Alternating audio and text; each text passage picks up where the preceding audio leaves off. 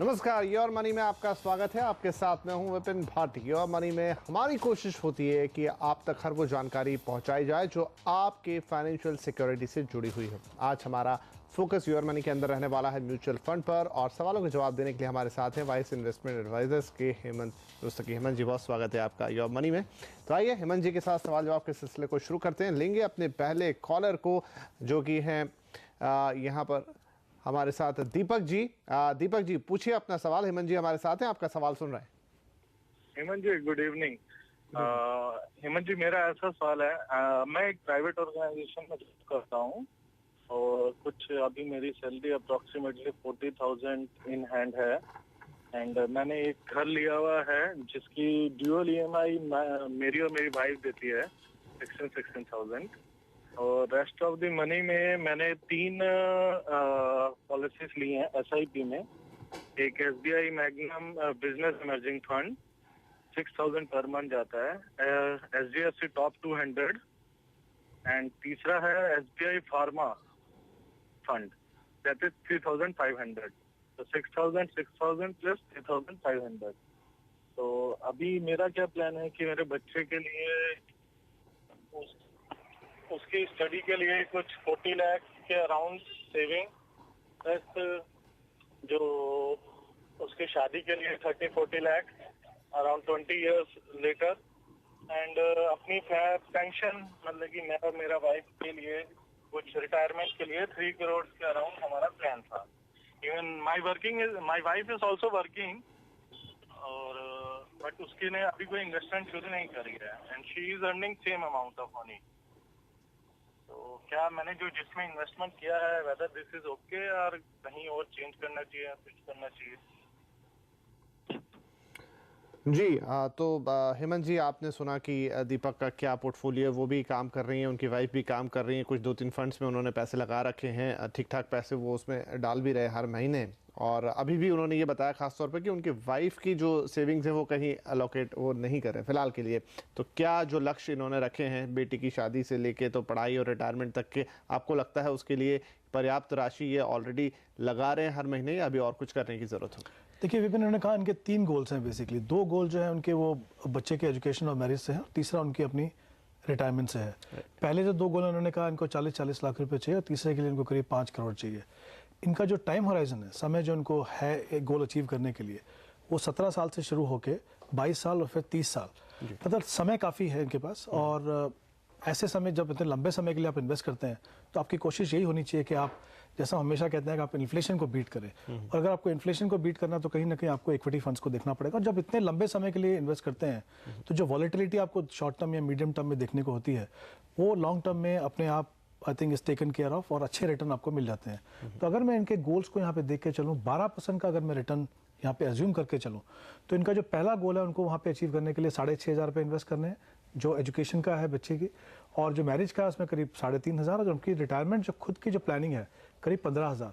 तो कुल मिला के विपिन इनको 25,000 रुपये इन्वेस्ट करने हैं। अभी जो इन्वेस्टमेंट ये कर रहे हैं अपनी सैलरी में से, इन्होंने कहा वाइफ की अभी तक उन्होंने इन्वेस्टमेंट शुरू भी नहीं की है, जो इन्वेस्टमेंट वहाँ पे कर रहे हैं करीब 15,500। तो कहीं ना कहीं थोड़ा शॉर्टफॉल है, बट जैसा इन्होंने कहा कि उतना ही उनकी वाइफ भी कमा रही हैं, तो अगर वो पैसा भी यहाँ पे इन्वेस्ट होगा तो मुझे लगता नहीं कि इनको गोल्स अचीव करने में कोई प्रॉब्लम आएगी। इंपॉर्टेंट चीज़ हमेशा ये होती है, जब आप इतने लंबे समय के लिए इन्वेस्ट करते हैं तो अब डिसिप्लिन रहना चाहिए। ऐसा नहीं हो कि कहीं मार्केट में उतार चढ़ाव दिखे और आप उसको रोक दें। इक्विटी जो है, हालांकि जैसा मैंने कहा 17 से 31 साल का होराइजन है, बेस्ट पॉसिबल जो टाइम होराइजन है उनके पास, उनकी अच्छी काफ़ी रिटर्न मिल जाएंगी। हालांकि हमने अजम्पशन सिर्फ 12% के लिए, तो आई थिंक जैसा मैंने कहा करीब उनको 9,500 रुपये और इन्वेस्ट करने हैं, जो डेफिनेटली यहाँ पे कर सकते हैं। इनका जो फंड्स हैं यहाँ पे 3 फंड इन्होंने कहा है इनके पास हैं। 2 फंड में कोई प्रॉब्लम नहीं है, एमर्जिंग फंड जो है एसबीआई का और एचडीएफसी टॉप 200 में। एफएमसीजी का जो फंड है आपके पास दीपक, मैं कहना चाहूँगा यहाँ पे कि हालांकि इस फंड के जो परफॉर्मेंस है पिछले 1 या 2 साल में काफ़ी अच्छा रहा है, लेकिन आप जैसे इन्वेस्टर जब आप एक कॉर्पस बनाना चाहते हैं, कोशिश कीजिए कि खाली रिटर्न मत देखिए, क्योंकि कहीं ना कहीं आपको बैलेंस बनाना है रिस्क और रिवॉर्ड के बीच में। तो कोशिश कीजिए कि जो वेल डाइवर्सिफाइड फंड है उनको ही देखिए। काफ़ी बार टेम्पटेशन होती है कि देखिए क्योंकि सेक्टर फंड इतने अच्छे कर रहे हैं तो वहाँ पे क्यों ना लगाएं। ऐसा नहीं है कि सेक्टर फंड में पोटेंशियल नहीं है, डेफिनेटली है, लेकिन जैसा मैंने कहा आपको कहीं रिस्क रिवॉर्ड दोनों को देख के चलना है। तो अगर उसकी जगह में अगर आप आईसीआईसीआई फोकस एक लार्ज कैप फंड अगर अपने पोर्टफोलियो में लगा लें तो मुझे लगता है अच्छा है। जैसा आप अपने इन्वेस्टमेंट के लिए कर रहे हैं वैसे ही जो आपकी वाइफ का जो अगर एक्सेस सरप्लस जो आपके पास है वहाँ पे इन्वेस्टेबल सरप्लस, उसके लिए भी आप प्लान कीजिए, क्योंकि जितना जल्दी आप शुरू करेंगे उतना ही आपको पावर ऑफ कंपाउंडिंग का फायदा होगा। तो आई थिंक अगर वो भी आप शुरू कर दें, अगर आपके और कोई गोल हो मीडियम टर्म शॉर्ट टर्म के, तो उनके बारे में प्लान करके इन्वेस्ट करेंगे तो बिल्कुल सही रहेगा। चलिए दीपक, तो आपके लिए यहाँ पर राय बिल्कुल साफ है कि आपका अभी जो इन्वेस्टमेंट जा रहा है उसको आपको थोड़ा बढ़ाना पड़ेगा, लेकिन आपके पास प्लस साइड ये है जो आपने बताया कि आपकी वाइफ भी जॉब कर रही हैं और उनकी जो भी सेविंग्स हैं या कमाई है वो कहीं भी आप इन्वेस्ट फिलहाल नहीं कर रहे। लेकिन यहाँ पर जो हेमंत जी सलाह आपको दे रहे हैं कि आपको कुल मिला के अब जो अपना निवेश की जो रकम है करीब 25,000 तक पहुँचा देनी है, जो आपको लक्ष्य आपने रखे हैं आसानी से पाने के लिए। 6,500 एजुकेशन में आपको डालने हैं, करीब 3,500 रुपये आपको जो बच्चों की मैरिज है उसके लिए रखते हैं, और आप जो रिटायरमेंट चाहते हैं एकदम लेविश 5 करोड़ आपके पास हो at the age of retirement, तो 15,000 रुपये आपको वहाँ पर डालने हैं। एक चेंज भी आपके पोर्टफोलियो में यहाँ पर सजेस्ट कर रहे हैं कि जो FMCG खासतौर पर जो सेक्टोरियल फंड है उससे अगर आप बाहर निकल जाएँ तो बेहतर होगा। वहाँ पर ICICI focus large cap fund के लिए सलाह दे रहे हैं। इसमें पर्टिकुलर कुछ राशि जो आप बताना चाहेंगे जो इस फंड में डालने के लिए उनको एलोकेट करेंगे? जो भी पैसा वो FMCG में डाल रहे हैं वो यहाँ शिफ्ट और जैसा हमने कहा इनको अभी शॉर्टफॉल भी है तो उसका भी कुछ हिस्सा डेफिनेटली यहाँ पे आना चाहिए, क्योंकि इमर्जिंग फंड जो है वो एक मिड कैप फंड है। तो और यहाँ पे जो हम जो बात कर रहे हैं वो लार्ज कैप की फंड का, तो दोनों का प्रोपोर्शन जो है बिल्कुल सही हो जाएगा। राइट। तो यहाँ पर और कुल मिला के जो हमने आपको बताया कि यहाँ पर 25,500 के आसपास अपना पोर्टफोलियो आपको कर देना है, थोड़ा सा चेंज करना है। वक्त आपके पास काफ़ी ज़्यादा है, सही समय पे आपकी शुरुआत है, आप आराम से इस लक्ष्य को पा सकते हैं। और हम उम्मीद करेंगे कि इस सलाह के बाद अब आपके पोर्टफोलियो भी बेहतर हो जाएगी और आपको जो रिटर्न्स हैं मनमाफिक मिलेंगे, आपके लक्ष्य की तरफ आप बढ़ेंगे। हेमंत जी, यहाँ पर एक सवाल पूछना चाहूँगा। मैं कल जब न्यूज़पेपर पढ़ रहा था तो कहीं मुझे याद आता है मैंने ऐसा पढ़ा कि जो लोग हैं अब वो इक्विटी फंड के मुकाबले डेट फंड की तरफ शिफ्ट कर रहे हैं, तो कोई खास कारण आप इसके पीछे देखते हैं? दूसरा, ये स्ट्रेटेजी क्या सही है इस वक्त में? देखिए विपिन, क्यों होता है कि इक्विटी में कुछ सालों से रिटर्न अच्छे नहीं मिल रहे हैं, डेट में पिछले करीब 1 साल से रिटर्न काफ़ी अच्छे मिल रहे हैं। तो क्या होता है, जब हम एज एन इन्वेस्टर उसको देखते हैं कि हमारे इक्विटी पोर्टफोलियो में रिटर्न हमको नहीं बन रहे और डेट में अगर हमको अच्छा रिटर्न मिल रहे हैं, तो हमारी रिएक्शन क्या होती है कि हम चाहते हैं चलिए अगले 1 साल डेट में पैसा बना लेते हैं, बाद में फिर इक्विटी में आएंगे। बिल्कुल भी सही स्ट्रैटेजी नहीं है। इक्विटी, जैसा हमने अभी भी बात की शो में, इक्विटी एक लॉन्ग टर्म कमिटमेंट है। ऐसा कई बार होगा कि आप इक्विटी फंड में आपकी परफॉर्मेंस अच्छी नहीं होगी, कभी कभी नेगेटिव रिटर्न भी होंगे, लेकिन अगर आप एक डिसिप्लिन इन्वेस्टर हैं, जितना पैसा आप लोअर लेवल पे लगाएंगे उतना ही लॉन्ग रन में आपको फायदा होगा। ये जो टेम्पटेशन है कि एक एसेट क्लास से दूसरे में जाना, ये एक तरह से टाइमिंग है। और मैं आपको बता दूं कि बड़े से बड़े फंड मैनेजर भी एक टाइमिंग हमेशा अच्छे से नहीं कर पाते हैं। तो ये करना ठीक नहीं, क्योंकि देखिए मान लीजिए 1 साल आपने अगर 8 या 9% रिटर्न कमा लिया डेट में जी, और उस समय अगर मार्केट यहाँ से 15% ऊपर है, तो आपको एक बहुत बड़ा रिस्क है जिसको बोलते हैं री इन्वेस्टमेंट रिस्क। तब आप एक ऊंचे लेवल पे फिर से इन्वेस्ट करेंगे। तो आई थिंक अपने टाइम कमिटमेंट को रखिए, अपने टाइम होराइजन को हमेशा ध्यान रखिए और आपका जो लक्ष्य है उसके ऊपर ध्यान रखिए। ये आपको डेफिनेटली मदद करेगा जो मार्केट में वॉलेटिलिटी थी है उसको हैंडल करने के लिए। चलिए, तो यहाँ पर जो हम चर्चा कर रहे थे कि एकदम से जो जंप, जो रिपोर्ट्स हैं कि डेट म्यूचुअल फंड की तरफ लोग आकर्षित हो रहे हैं, तो यहाँ पर हेमंत जी का कहना है कि बहुत अच्छी स्ट्रेटेजी नहीं है। ये थोड़ा सा वोलेटाइल मार्केट है, आपको यहाँ पर रिटर्न कम होते लग सकते हैं, लेकिन चूंकि आप बहुत लंबी अवधि के लिए निवेशित रहते हैं तो ऐसी चीज़ों से आपको घबराना नहीं है और अपने लक्ष्य को साफ रखना, अपने निवेश को साफ रखना है और इधर उधर जंप नहीं करना। बहरहाल इसी के साथ यहाँ पर हम लेंगे एक छोटा सा ब्रेक, लेकिन ब्रेक के बाद अभी बहुत सारे सवालात हैं जो हेमंत जी के साथ मिलकर सुलझाएंगे। आप कहीं मत जाइए, हाजिर होते हैं इस ब्रेक के बाद।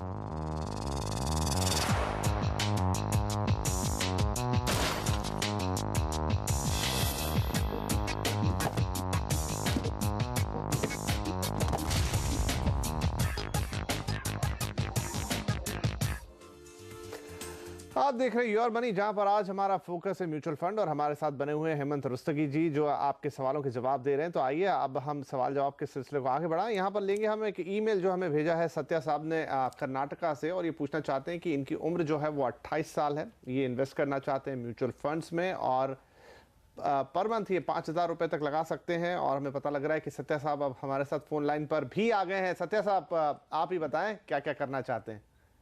हाय, good evening sir. Good evening sir, मैं महीने में 5,000 इन्वेस्टमेंट कर सकता हूँ म्यूचुअल फंड में जी। मेरा 3 गोल्स है जो मैंने भेजे हैं, तो उसी के हिसाब से मुझे कौन सा म्यूचुअल फंड में इन्वेस्टमेंट करना है, क्योंकि वहाँ पे काफी सारा म्यूचुअल फंड है लाइक डेट फंड है, हाइब्रिड फंड है, जी so many funds. तो मुझे कौन से फंड में इन्वेस्टमेंट करना मेरे लिए सही होगा? राइट, तो आपके जो 3 गोल हमें दिखाई दे रहे हैं वो है कि 10 साल में आप मकान के लिए 50 लाख रुपए इकट्ठा करना चाहते हैं, बच्चों की पढ़ाई के लिए करीब 15 साल के अंदर आपको 30 लाख रुपए की पूंजी चाहिए, और 30 साल बाद जब आप रिटायर होंगे तो आपके पास 1 करोड़ रुपए का कॉपस होना चाहिए। आपके साफ सुथरे 3 लक्ष्य हैं। 20,000 रुपए अभी आपकी सालाना सैलरी, 5,000 रुपए माफ कीजिए मासिक सैलरी, और 5,000 रुपए आप इसमें से निकाल सकते हैं इन्वेस्ट करने के लिए। लेकिन कंफ्यूजन है कि कई तरह के म्यूचुअल फंड्स के बीच में से किस में इन्वेस्ट करें। बिल्कुल कंफ्यूजन को दूर करते हैं। हेमंत जी, क्या सलाह होगी इनके लिए? देखिए विपिन, सबसे पहले इंपॉर्टेंट चीज़ है, इन्होंने पूछा किस फंड में इन्वेस्ट करें। यहाँ पे 2 इंपॉर्टेंट स्टेप हैं। इन्होंने अपने लक्ष्य तो बना लिए जी कि मेरे 3 लक्ष्य हैं, मुझे बच्चे की एजुकेशन, अपने घर के लिए चाहिए, बच्चे की एजुकेशन के लिए चाहिए, और अपने रिटायरमेंट के लिए चाहिए। सबसे पहले इनको ये डिसाइड करना है कि मुझे इन लक्ष्यों को पूरा करने के लिए कितना पैसा इन्वेस्ट करना है। कहाँ इन्वेस्ट करना है वो बात की बात है। काफ़ी बार इन्वेस्टर गलती क्या करते हैं कि सीधा सीधा जो है पहले फंड पे पहुंच जाते हैं। पहले आपको ये देखना है कि आपका टाइम होराइजन कितना है, कितना आपका लक्ष्य है, कितना पैसा आपको इन्वेस्ट करना है। अगर हम इनके 3 गोल यहाँ पे लें, इन्होंने कहा 10 साल में इनको 50 लाख रुपए चाहिए अपने घर के लिए। पहला होराइजन 10 साल, दूसरा उनका है 15 साल, और तीसरा उनका है 30 साल। फिर से जैसे मैंने पहले कहा था 10 से 30 साल का होराइजन है, अच्छा लंबा समय। इक्विटी वेल डाइवर्सिफाइड फंड में इन्वेस्ट कर सकते हैं। यहाँ भी अगर आप 12% का assumption मान के चलें, पहले गोल के लिए इनको इन्वेस्ट करना है 23,000 रुपये, 23,000 रुपीज़ पर मंथ। सेकंड के लिए इन्वेस्ट करना है 6,500, और तीसरे के लिए इन्वेस्ट करना है 3,500। कुल मिला के इनको 33,000 रुपये सत्य आपको इन्वेस्ट करने पड़ेंगे अपने गोल्स को अचीव करने के लिए। इसलिए जैसा मैंने पहले कहा कि ये जानना ज़रूरी है कि आप कितना इन्वेस्ट कर सकते हैं, लेकिन ये भी देखना है कि मुझे अपने गोल्स पूरा करने के लिए कितना पैसा इन्वेस्ट करना पड़ेगा। तो विपिन, क्लियरली यहाँ पे 28,000 रुपीज़ का शॉर्टफॉल है। ये इन्वेस्ट कर सकते हैं करीब 5,000 रुपये, उनको करना है 33,000। तो कहीं ना कहीं ये क्लियर है कि इनके जो गोल्स हैं वो तीनों इंपॉर्टेंट जरूर हैं, लेकिन रियलिस्टिक नहीं है। राइट। 10 साल में अगर इनको 50 लाख का घर चाहिए, एक चीज़ ये कर सकते हैं, देखें कि शायद छोटा घर लेना हो, क्योंकि तीनों गोल इंपॉर्टेंट है। आपको फैमिली के लिए घर भी चाहिए, बच्चे की एजुकेशन भी, और अपना रिटायरमेंट भी। तो किसी भी गोल को आप छोड़ नहीं सकते, लेकिन आपको ये देखना है कि किस तरह से आप उस गोल्स को अचीव करें। तो एक चीज़ तो ये कि घर छोटा लें। मान लीजिए 25-30 लाख का घर लेते हैं, लोन लेने का सोच सकते हैं कुछ समय के बाद, तब उनको करीब 20% ही एक कॉर्पस क्रिएट करना होगा, मार्जिन मनी का जो होता है, जिसमें ऑफकोर्स स्टैम्प ड्यूटी और जो रजिस्ट्रेशन चार्जेस हैं वो शामिल नहीं होंगे। ये एक देख सकते हैं। जो दूसरे गोल्स हैं रिटायरमेंट का जैसे है, उसको थोड़ा समय के लिए डिले कर सकते हैं, बच्चे के एजुकेशन पे स्टार्ट कर सकते हैं। बट सबसे अच्छी बात यह है कि उनके 5,000 भी हैं, वो अपना प्रोसेस को शुरू करें। ऐसा नहीं है कि मुझे 33,000 चाहिए तो मैं कुछ भी ना करूं। समय है आपके पास, जैसे जैसे इनकी इनकम बढ़े वैसे वैसे वो पैसे जो हैं अपने बढ़ाते रहें। पर जैसा मैंने कहा, गोल्स को कहीं ना कहीं रियलिस्टिक बनाने की ज़रूरत है। जहाँ तक इनके जो पैसे का सवाल है, 5,000 रुपीज़ ये 2 फंड में इन्वेस्ट कर सकते हैं यहाँ पे। एक ICICI फोकस ब्लू चिप, जिसके बारे में अभी हमने बात की, एक प्योर लार्ज कैप फंड, और एक IDFC प्रीमियर इक्विटी, जहाँ पे आप 2,000 डाल सकते हैं और फोकस में आप 3,000 डाल सकते हैं। इन 2 फंड से अपनी जो प्रोसेस है इन्वेस्टमेंट का वो शुरू करें। जैसे जैसे आपकी इनकम बढ़े वैसे वैसे थोड़ा इन्वेस्टमेंट पैसा बढ़ाएं, लेकिन गोल्स के ऊपर मुझे लगता है रिविजिट करने की ज़रूरत है, थोड़ा रियलिस्टिक बनाने की ज़रूरत है। क्योंकि ये भी देखना चाहिए कि हम जो हमारी कैपेसिटी है उसके हिसाब से चलें। ऐसा नहीं कि आप आगे बढ़ के सोचेंगे नहीं, लेकिन वो कहीं ना कहीं रियलिस्टिक होना चाहिए। तो चलिए सत्या, आपके लिए यही सलाह कि बहुत अच्छी बात है, आपने जो सोचा, आपने लक्ष्य बनाया, लेकिन थोड़ा सा रियलिस्टिक होना ज़रूरी है, क्योंकि आपकी अपनी जीवन शैली में, अपनी आय में और तमाम चीज़ों में संतुलन भी आपको बिठाना है। ये नहीं कर सकते आपकी अपनी जीवन शैली को एकदम संकुचित कर दें, छोटा कर दें, कुछ भी ना करें और सब कुछ बचा लें। आपको बैलेंस अप्रोच यहाँ पर लेनी है। तो जैसा आपके लिए यहाँ पर 2 फंड सजेस्ट किए गए हैं, आप अपनी जो करंट आप बचत कर रहे हैं 5,000 रुपए की, ICICI proof focus blue chip fund और IDFC प्रीमियर इक्विटी फंड, इसमें लगाएं। और जैसा यहाँ पर छोटे छोटे उपाय आपको हेमंत जी ने बताया कि किस तरीके से आप अपने घर के लिए मैनेज करेंगे, किस तरीके से आप पहले बच्चों की पढ़ाई के लिए फोकस करेंगे, उसके बाद रिटायरमेंट के लिए सोचेंगे। तो इस तरह से आप प्लानिंग करेंगे तो आपके लक्ष्य जरूर आपको हासिल हो पाएंगे। और इसी के साथ यहाँ पर वक्त हो गया एक और छोटे से ब्रेक का, लेकिन कुछ और सवाल लेंगे इस ब्रेक के बाद, कहीं मत जाइए।